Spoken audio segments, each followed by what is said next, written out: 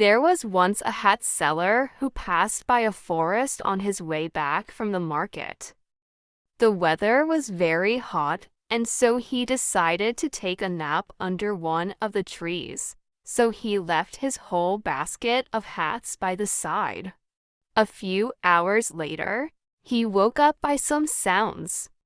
The next thing he realized was that all his hats was gone. He heard some monkeys on the tree, and so he looked up. To his surprise, the tree was full of monkeys, and they had taken all his hats. The hat seller sits down and thinks of how he can get the hats down. He think and starts scratching his head. The next moment, he realized that the monkeys were doing the same action. Next, he took down his own hat and saw the monkeys do exactly the same. An idea came to him. He took his hat and threw it on the floor, and the monkeys do that too.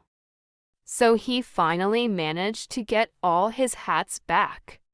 50 years later, his grandson, Jack, also became a hat seller and had heard this monkey story from his grandfather. One day, just like his grandfather, he passed by the same forest. It was very hot, and he took a nap under the same tree and left the hats on the floor. He woke up and realized that all his hats were gone. He looked up and realized that the monkeys had taken all the hats. He remembered his grandfather's words, started scratching his head, and the monkeys follows. He took down his hat and fanned himself, and again the monkeys followed. Now, very convinced of his grandfather's idea, Jack threw his hat on the floor, but to his surprise, the monkeys still hold onto all the hats.